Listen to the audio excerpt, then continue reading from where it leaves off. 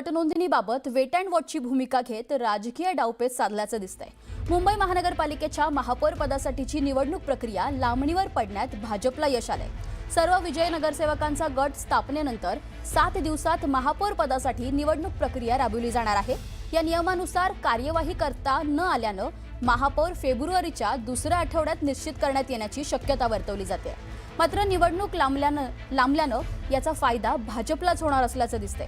कालावधी वाढल्यानं राजकीय गणित बदलण्याची संधी भाजपला मिळाली आहे, तर जे फुटीर नगरसेवक आहेत त्यांना आपल्याकडे खेचण्यासाठी भाजपला अधिकचा वेळ मिळालाय। शिंदेंची ताकद कमी करत मुंबईची सर्व सूत्र आपल्याकडे ठेवण्यासाठी भाजप अधिक प्रयत्न करताना पाहायला मिळते।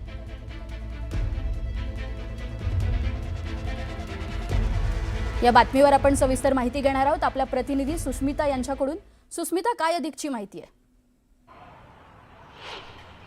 खरं तर भाजपनं आतापर्यंत आपला विजय निश्चित जरी केलेला असला तरी सुद्धा गटनोंदणीच्या बाबतीत वेट अँड वॉचची भूमिका घेण्यामध्ये खरं तर मोठी राजकीय खेळी असल्याचं पाहायला मिळतंय।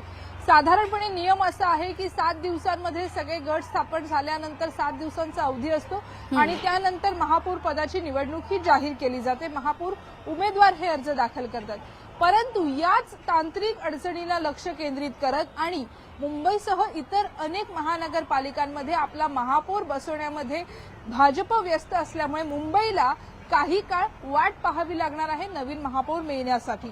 या सगळ्यातनं भाजपनं काय साध्य केलं तर वरचेवर आपल्याला काही दिवसांचा अवधी मिळाला असे जरी दिसत असले तरी यातनं विरोधकांची ताकद कमी करण्याचा प्रयत्न भाजपनं केलेला आहे। विविध राजकीय समीकरणं जुळवून घेण्यासाठी, काहींना आपलंसं करण्यासाठी, काही उमेदवार फोडण्यासाठी अधिकचा वेळ भाजपला मिळू शकतो। दुसरा महत्वाचा मुद्दा म्हणजे एकीकडे एकनाथ शिंदेंनी देखील आडमुठी भूमिका घेतल्याचं वारंवार राजकीय चर्चांमधनं, शक्यतांमधनं आपल्याला पाहायला मिळत होतं। त्यामुळे जोपर्यंत मुंबईसह इतर महानगरपालिकांमध्ये महापौर निश्चित होत नाही, महापौरांची ताकद निश्चित होत नाही, तोपर्यंत मुंबईच्या बाबतीत कोणतीही भूमिका न घेण्याचा निर्णय घेत भाजपनं राजकीय गणित आपल्या पदरात पाडून घेतलेलं आहे।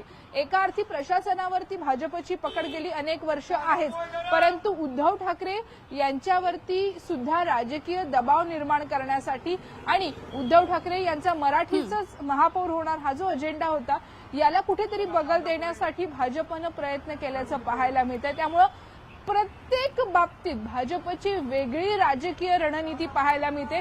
शिंदेंना इतर महापौर बसवण्यामध्ये व्यस्त ठेवत मुंबईसाठी संपूर्ण ताकद लावण्याकरता स्वतः देवेंद्र फडणवीस मैदानात उतरलेले पाहायला मिळते। त्यामुळे भाजपनं वेट अँड वॉचची भूमिका घेण्यामध्ये अनेक राजकीय डावपेच असल्याचं आता सिद्ध होत आहे। आज शिंदे गट नोंदवतायत, परंतु भाजप गट कधी नोंदवणार आणि त्यानंतर महापौर कधी बसणार या बाबतीत अनिश्चित काळाचा उशीर होऊ शकतो असं सुद्धा आपल्याला म्हणता येईल। नक्कीच भाजपनं नेमकं काय साधलं यामधून हे येणारा काळच ठरवेल। महापौर पदाच्या या निवडणुकीमध्ये भाजपला किती फायदा होणार आहे, निवडणूक सगळी वेळ लांबवून त्यांनी काय फायदा करून घेतलाय हा येणारा काळच सांगेल। धन्यवाद सुस्मिता दिलेल्या माहितीबद्दल।